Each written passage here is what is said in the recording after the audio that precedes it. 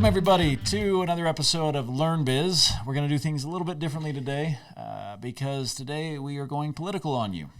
Why? Because business and politics are interwoven, and you need to understand how that plays into your business. And so we're not going to, this isn't your, TV gossip politics. This is understanding the impact that politics have on economic policy, that it has on business, on the legislation that you need to understand that's going to impact your business. And I want to kick it off. So you enjoy the Walker webcast. I do. You've actually shared several great episodes from that with me. We ought to do a review of some of their stuff here because they have some great stuff they put out. Yeah, they're fun. Willie Walker just puts together a great list of people that he brings on. It's a fantastic webcast. So if you're not listening to it or checking it out, all their episodes are on YouTube. Just search Walker Webcast. It's Walker and Dunlop is the company that does that. And I have not been disappointed in any of them, even though some of them maybe talk about stuff I'm not I can't apply as great. I was going to say, but it's everything super fascinating still. Yeah. You're not always on point 100%, but the quality is there 100%. Oh, yes. They do a great job. And so, okay, so he had an interesting take on politics. Do you mind sharing that? Prior to this episode, you were... Well, so anyways, fantastic businessman and what they do in the real estate industry. And one of the episodes... because he's always interviewing. I don't like the word interviewing because it's really a discussion, but he's always interviewing someone else. And there was enough of the people who said, "Hey, look, why aren't we doing one about you, a question and answer?" And he was dragging his feet anyways. So he did one. And one of the questions that they asked him is, "Why haven't you gone into politics?" Because he's well versed in politics, and when he talks about issues, it's clear that he follows politics closely. And ultimately, his answer that he said was, look, he believed that as a businessman, he could make more impact economically as a business owner than he could as a politician. And then he put in a little funny tidbit that he said that I kind of chuckled at it. And he says, and besides, I like being liked.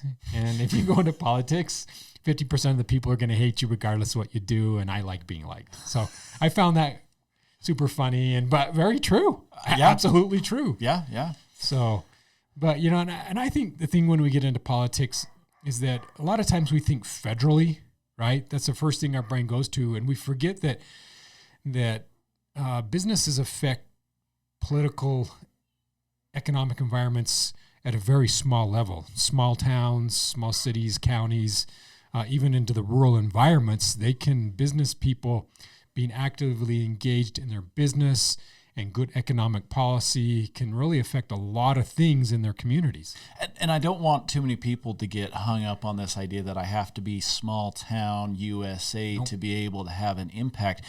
If you are running any sort of business, you're the economic driver of that community. And people don't understand. So if you start looking at some leakage studies, and if you look at, so everyone says, shop local. And I get really frustrated because it's become cliche.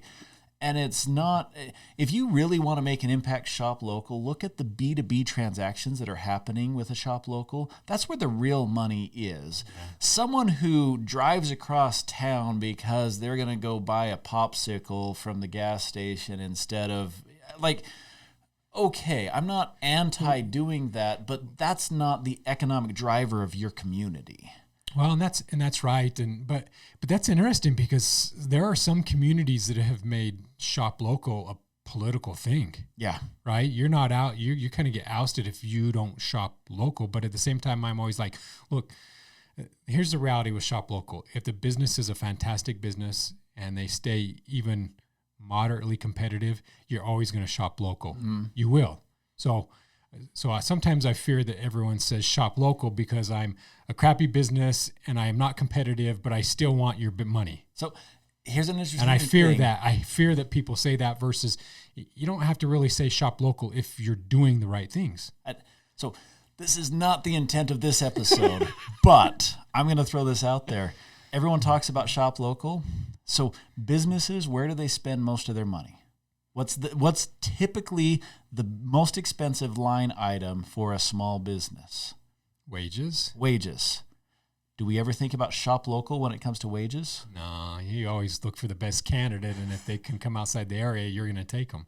And so, I say that because it is common practice, but I do know a lot of businesses that do say, look, we do our best to promote from within, and I think there's a lot of businesses that do. Well, but at the same time, they don't say, hey, look, we're opening this position and only internal candidates can apply. Correct.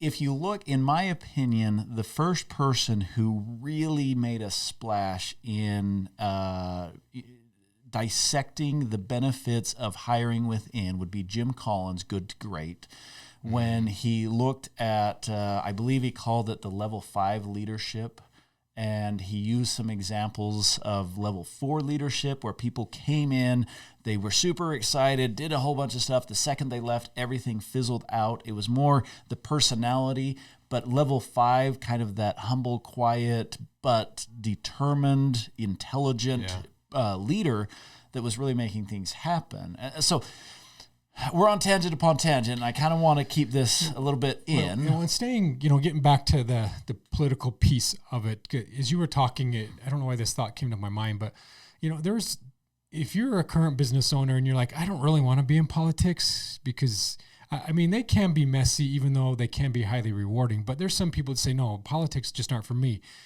But this is what I want to remind people. There's a lot of these little appendages of your local governments that you don't have to be in the spotlight.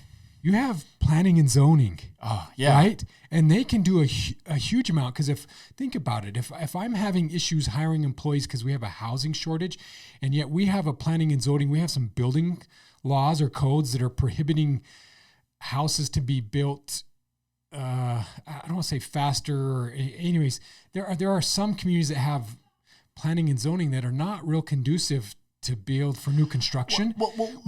I can get on those committees and I can help move and change those codes and those policies to allow it so that it's easier to build. Because some patents may say, look, we don't want a townhouse. Mm-hmm. Well, maybe you need some townhouses because of how the labor market's changing. And I really want to hit on this. What's the first word of that? Planning. Yeah. And everyone goes straight to the zoning. Yeah, but it's planning. It's planning. And so you've got to look at your community and you've got to say, what type of developments do we want? What type of businesses do we want? Do we want to become a bedroom community, or do we want to become a center for industry? Well, and you find that in smaller communities, a lot of people have started businesses at their house, right? Mm-hmm. And as they grow, now they're kind of taking over their garage, or now they're building a second garage on their property. And next thing you know, people are complaining because, wait a minute, they have this huge operation going on in their yard and there's more cars around their houses. But planning and zoning is effective, because when you start to see a couple of those, okay, wait a minute. If I'm a business owner and I'm on a planning and zoning, then we can start having discussions, say, look, we need to start thinking about an industrial park. Okay, and getting that allocated now, because this growth isn't going away. But if we can create an environment or a zoning for specifically that, where we can move a lot of these people and allow people who are, instead of going in their garage, where now they can say, hey, great, I can purchase the land and put a 5,000 square foot building to do this one at a reasonable rate. You can do it. And politics is what does that. Yeah. Well, and this is the thing, and this is a big takeaway that I hope people are getting from this episode. Who do you want making those decisions? Do you want a business owner who understands what it takes to grow and support and sustain a business? Or do you want someone who has zero business experience? They're only looking at their own residential property values. They don't understand that, to build a community, you have to have. There are so many people that they're like, I don't want that in my town. I'm like, do you realize what pays for all of the services in your town? Right. And so, be smart about what you're saying yes to and no to. And And I've seen bedroom communities that they're built up on, residential property tax, but they have no industry, and eventually people start to gravitate to where industry is. Well, and I know this one's has some frustration for you, but follow through before you light up. Don't worry, I'll be lit up with some other topics we're covering. Most of the time when we talk politics, it's federally, right? So we look at it and we're saying, I got a president who understands economics and this president doesn't, and this one understands social justice, but this one doesn't, and we don't like their economics. So that's the view of it. But I always tell people, look, I get that, we're looking at some of that federally, and I get that there's a lot of frustration over presidential candidates all the time, right? Right. Okay, and even right now as we are out and about, we hear it all the time as well. But I still say, look, here's the thing. If you, as a business owner, if you feel that you are socially conscious and you're doing a good job and you're driving economic in your community, why wouldn't you at some level figure out how to help push those agendas forward? Because too often my fear is that everyone looks at one or two businessmen and they say, but they've done this one, or their business is killing this one, or they don't care about the labor. And I'm like, you know what? That's not the case for the 90% of businesses. Most businesses that I know, you look at, and I'm going to probably get it slightly wrong, and you're probably going to get some emails. Send them to Ryan Murray at LearnBiz.co. Good thing it's just Ryan at LearnBiz.co. But like Adobe as an organization is pretty conscious across the board of a lot of issues politically and socially. And I appreciate the fact that they have a political agenda that's, I say, is somewhat soft, meaning they're not going to go out and actively do it, but their actions of donating to a lot of nonprofits speaks loudly. Their actions of a diverse workforce speak loudly. Their actions as a company is saying, hey, look, we care more about getting things done than what you do. So you have some more, flexibility in your lifestyle and your work. So I think there's a lot of good companies that do things like that. But sometimes I fear that if you have a good company like that, you fear if I go into politics, it may affect my business. Yeah, there could be some truth there. But at the same time, I think for the most part, people are looking for well-rounded businesses that are driving economics as leaders, and they want them to be engaged because you know how to grow and change things. So I love what you're saying, and I want to put a couple clarifying points. And you already touched on this with the planning and zoning example, but when we say go into politics, we're not saying run for president. Right. We're or saying governor. like everyone looks at those big offices. Now, first off, there are so many other positions. If you want to run for political office, you can do treasurer, assessor. There are so many other offices that are not in the limelight the same. Yeah. And they run unopposed all the time. And so, you can look at those spots. But this is the big thing that I want to say. There's this big push to get involved. And if you're listening to this, there were some air quotes right there, right? I say that getting involved ignorantly causes more damage than you just sitting home and doing nothing. Great point. We just had caucus night, and it's an election year. So for those of you who might not know what caucus night is, if you have a different political process, it's basically the grassroots opportunity for us to come in and put forth who we want to represent us for all sorts of the political offices. And it's a presidential election year, so the place was packed. And this is what absolutely frustrates me. I know where you're going. Just because it's a presidential year, why am I getting 4 to 5 times as many people showing up? Honestly, if you're not going to show up every single year, don't show up for presidential year. It means that you don't understand the political process. It means that you're just getting sucked into the hype of the media. Yeah. And I'm not opposed to anyone who wants to come out and learn. Like, if you're going to get started in a presidential year, fine, get started. But be consistent. Show up to the elections that are not cool, the ones that are not interesting those years, and go to those caucus meetings and those meet the candidate nights. And, why why so many people get caught up in just the presidential. And this is what kills me, is that we put so much weight on a presidential election, but I make a strong argument that, I get that a president can sway the economy, but Congress has just as much impact. 3 branches of government. They're one of the 3. Right. But we put so much pressure there. I was reading an email. See, now I'm getting fired up. I was just reading an email the other day from one of our local congressmen, and when they said, I'm just having such a hard time getting anything done in Congress. They don't want to do anything. And I'm just like, pass the buck, right? Because every congressman and senator is saying that. I can't get anything done in Congress. No, you all should be fired because you're not doing it. Which then the problem is when we get a deadbeat Congress, then presidents start to say, well, this is stupid. And then they start doing executive orders and all kinds of other hokey stuff that drive the rest of us nuts. So, because our system now is completely breaking down. I do a lot of international business, and I have people asking me all the time. They're like, how did America get here? You've got a guy who's half dead with Parkinson's, and you've got a guy who thinks the country is a reality TV show. And out of 300 million people, those are your candidates? Like this is not even pick one party or the other. Both parties picked idiots. I'm like, can you not see that you've got half dead? Hey, Joe, wake up. And then you got the other guy that, he's a crook. And we're putting this forth as our best candidates? What is going on?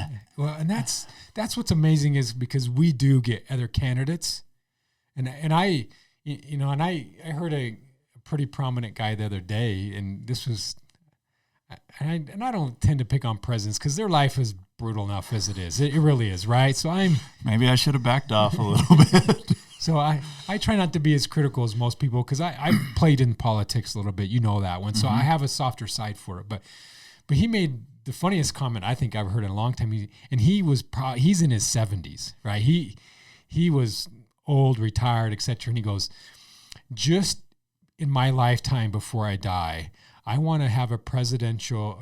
I want to have a president or a presidential candidate, but I think he meant president. I want to have a president that doesn't walk up to me and say, "How are you doing, sonny boy?"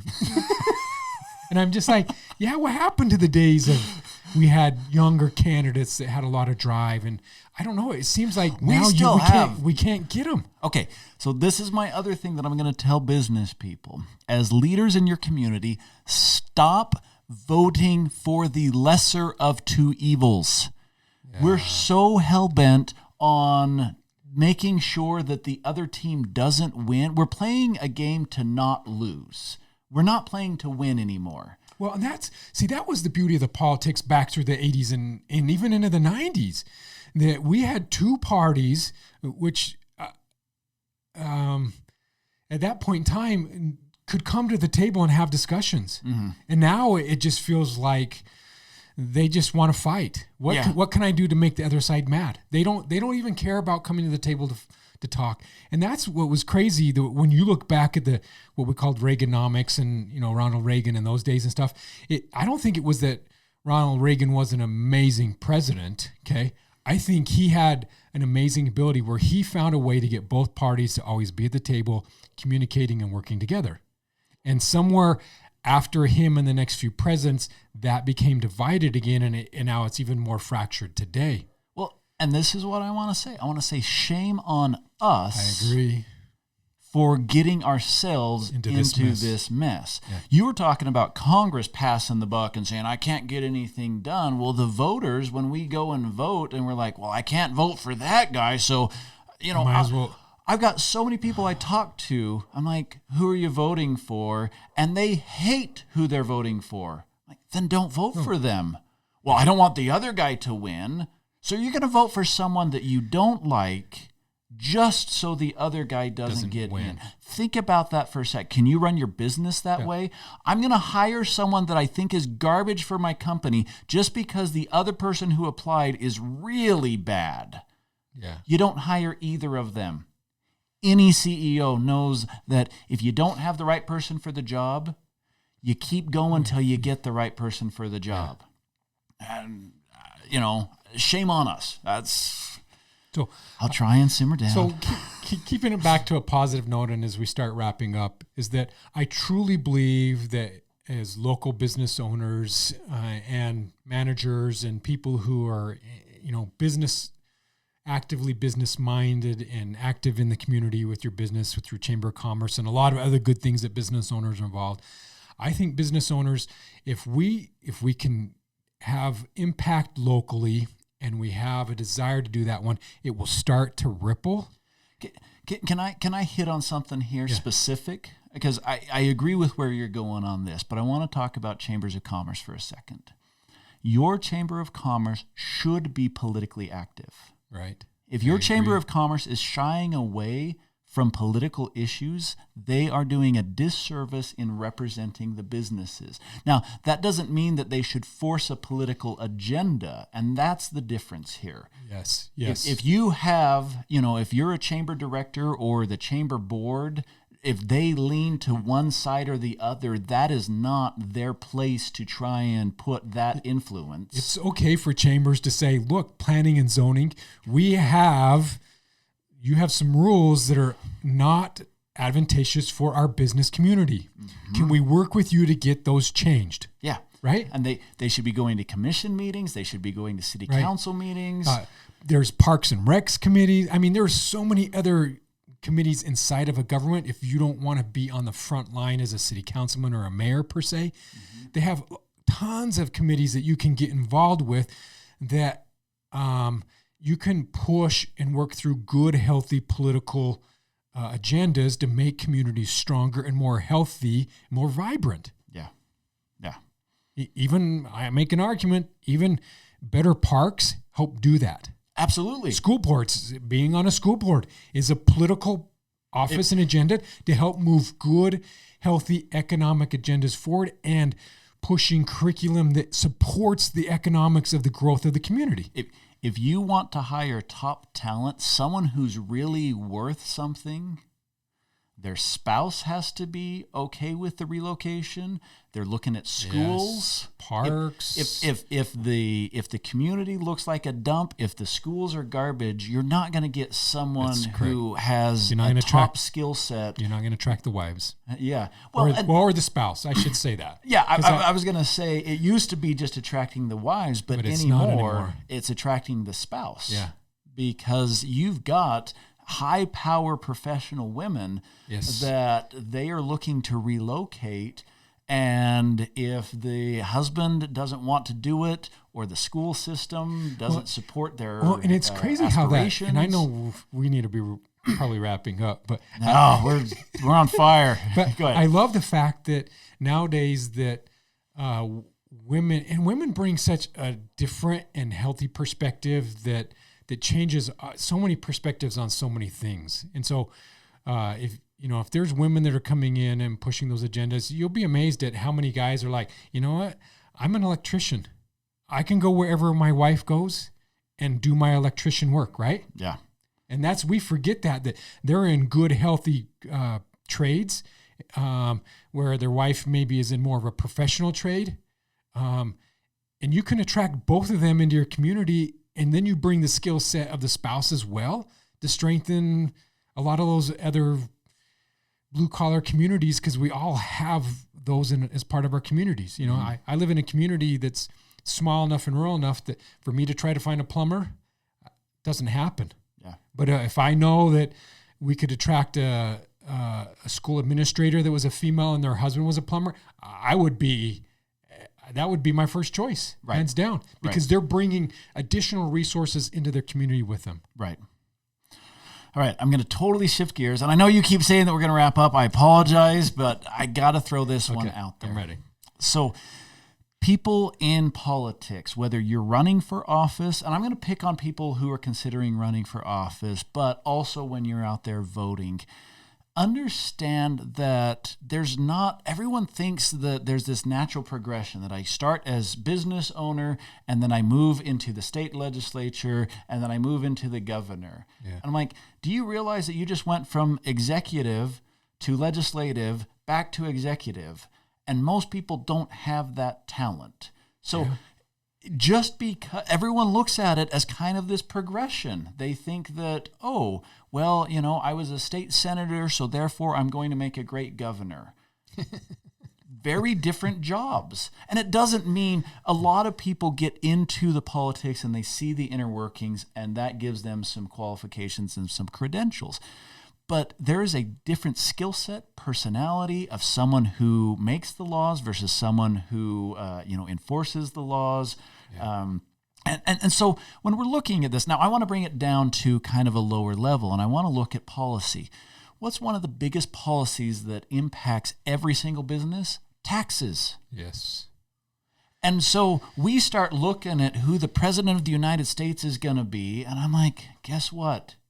He has nothing to do with your sales tax. That's right. It's not his job. So and your property tax. If you feel like your business is being on your cars taxed and out, if you think that your business is being taxed out, registration on your boat, learn who does the taxing. Look at the taxing entities and how they operate, and then go and make change. Yes. So don't just think that the mayor or the governor or the commissioner or the president is always the one doing stuff. Like, no, there's a lot of government workers that are out there doing, and some of them aren't even elected.